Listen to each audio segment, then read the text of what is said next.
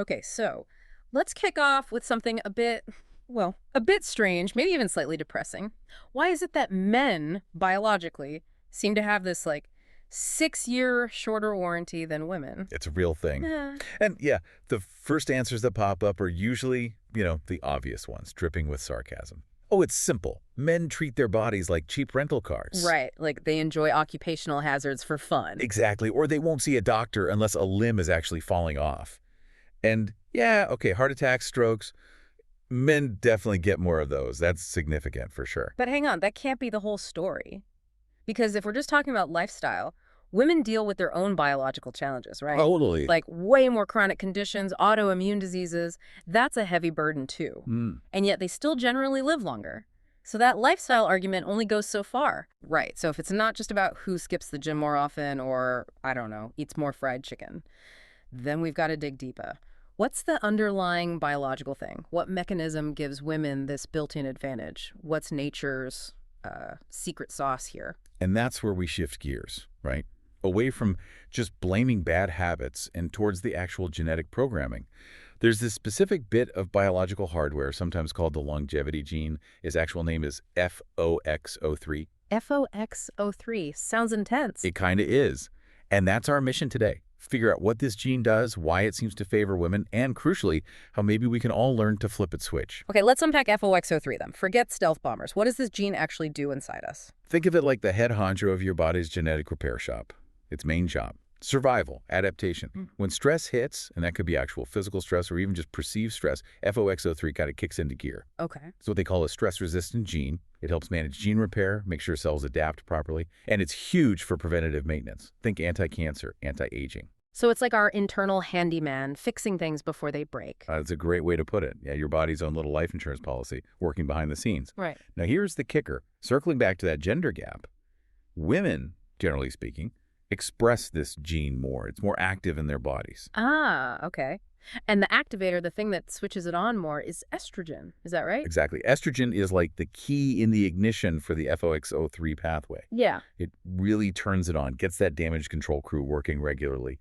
And this isn't random. Yeah. It's pure evolutionary logic. Nature basically decided that the system responsible for carrying the next generation needed extra protection, a stronger firewall. Precisely. Making and raising babies is, well, it's a long, tough, energy-draining process, risky even. So the biology responsible for that gets more resources, more built-in protection to make sure it lasts longer, way more protection. Sounds a little unfair if you ask me, but okay, evolution doesn't really care about fairness. But the really exciting part, the aha moment, is that this isn't some exclusive club, right? We're not just stuck with whatever genetic hand we were dealt. Not at all. We can actually hack this gene, activate it ourselves. Absolutely. Women might get a bit of a head start, biologically speaking, but the triggers for this longevity pathway, they're universal. It really comes down to manipulating your environment, your food, your habits to sort of mimic the beneficial stresses our bodies evolved with. Yeah. We can group the activators, the things that turn FOXO3 on, into a few categories to make it easier. Okay, lay it on me. Where do we start? Let's start with category food, pigments, and potions. Catchy, right? I like it. Potions. These are specific nutrients, phytonutrients, that basically send a signal to your body saying, hey, time to activate long-term survival mode. Give me the weirdest sounding one first. I'm ready. Okay, it has to be astaxanthin. Astaxanthin. Whoa. Ever wonder why salmon, shrimp, lobster have that amazing pinkish red color? Yeah. That's astaxanthin. They eat algae that make it, and it concentrates in their tissues.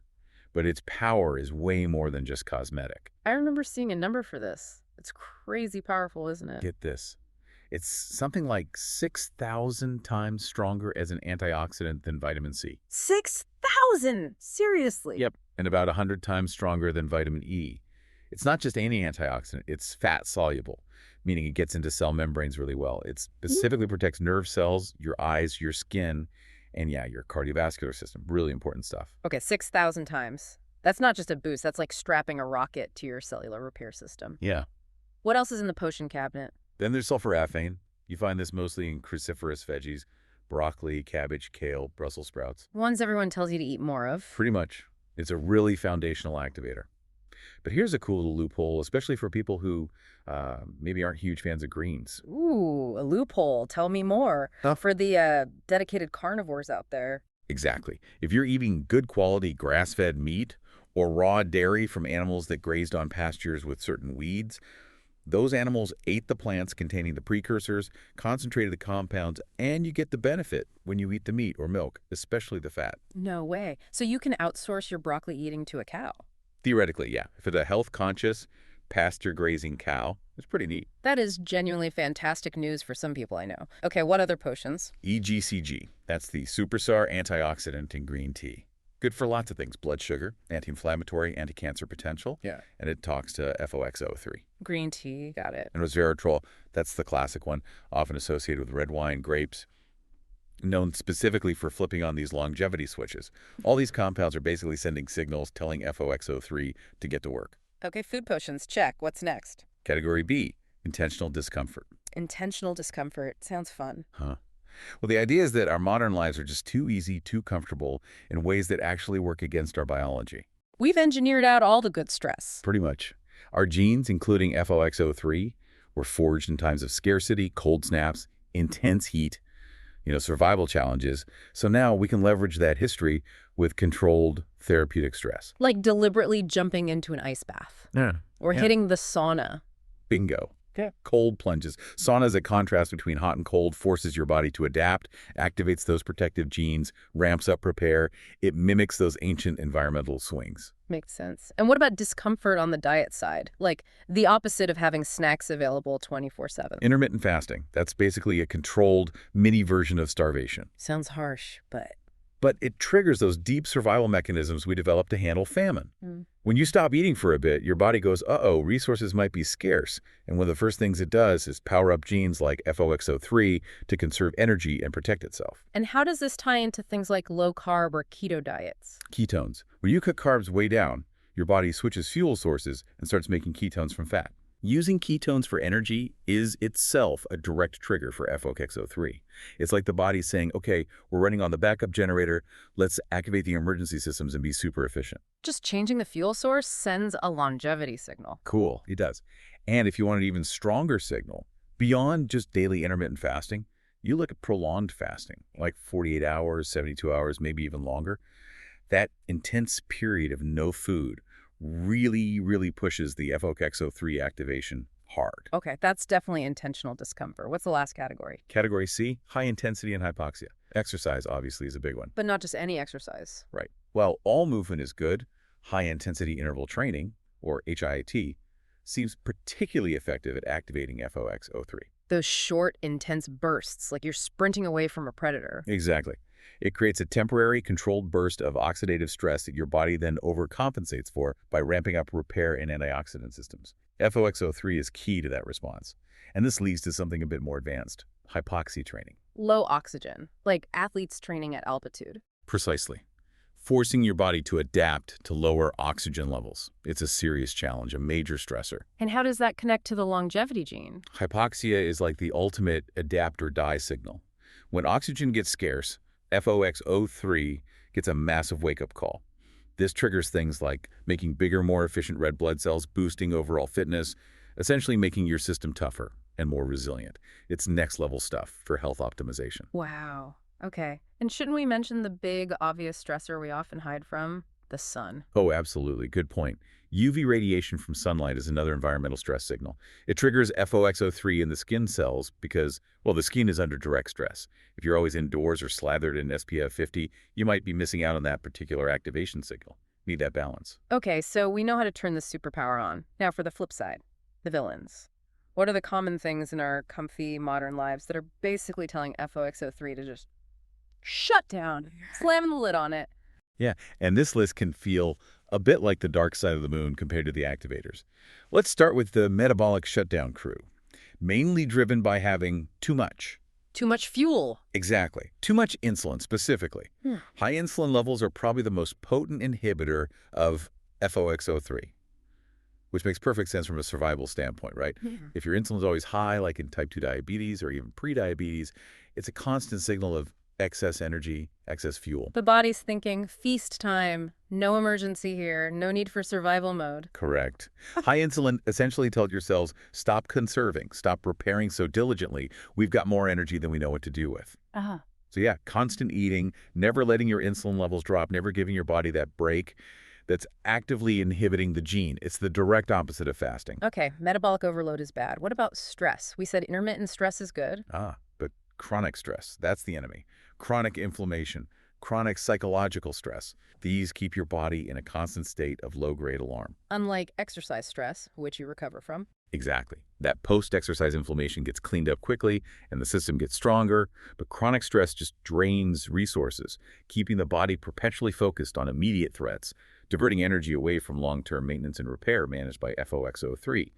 And tied into that is just plain stagnation, a sedentary lifestyle. Too much sitting. Yep. We evolved to move. Sitting at a desk all day is another signal of safety, comfort, no need for those deep survival programs to be active. It dials down FOXO3. Okay, so overfeeding, chronic stress, being sedentary. Makes sense. Right. What about environmental stuff? The chemical soup we live in. Right, the sneaky chemical attack category. This includes things like heavy metals, think aluminum, mercury, they act as chronic irritants, and EMFs, electromagnetic fields from all our devices, cell phones, Wi-Fi. There's research suggesting these also act as a kind of chronic low-level stressor that can interfere with cellular processes, potentially inhibiting genes like FOXO3. Okay, metals, EMFs, standard suspects. But you mentioned something truly bizarre before about endocrine disruptors. This felt like the ultimate betrayal. We established that natural, healthy estrogen is good for FOXO3. It activates it, especially in women. Yes, absolutely. That's the natural system. But then you have these chemicals, pesticides, herbicides, phthalates in plastics, stuff in cosmetics, endocrine disruptors.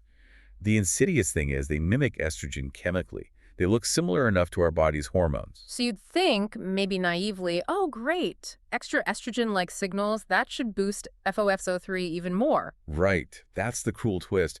They don't activate it properly. They're like counterfeit keys. They can fit into the estrogen receptor, but they don't turn the lock the right way. Or worse, they jam the lock. So they block the real estrogen. Exactly. They occupy the receptor site, preventing your natural beneficial estrogen from binding and doing its job activating FOXO3. So these mimics actually shut down or interfere with one of our most powerful built-in longevity pathways. Wow, that is deeply unsettling. The fake hormones are canceling out the benefits of the real ones. It's a major issue in environmental health, yeah. Yeah. A real betrayal by chemistry. Okay, so let's try and wrap this up. We started with the gender gap in lifespan. Nature gave women a bit of a head start with FOXO3 boosted by estrogen. But the instruction manual for turning this gene on, it's available to everyone. It boils down to using intentional controlled stress. Things like fasting, bursts of intense exercise, playing with heat and cold, and pairing that with smart food choices, those potions like astaxanthin, sulforaphane, EGCG, that basically speak the language of survival to our genes. That's a perfect summary. It's about recreating beneficial ancestral challenges in a controlled way. We've seen pretty clearly, I think, that our bodies are designed to get stronger through dealing with intermittent challenges, not just constant ease and comfort. So if we know that adapting to these controlled stresses is actually key to extending our health span, maybe even our lifespan, it makes you wonder, doesn't it? How much is our relentless modern pursuit of nonstop comfort actually, paradoxically, working against our own biology and maybe even shortening our lives?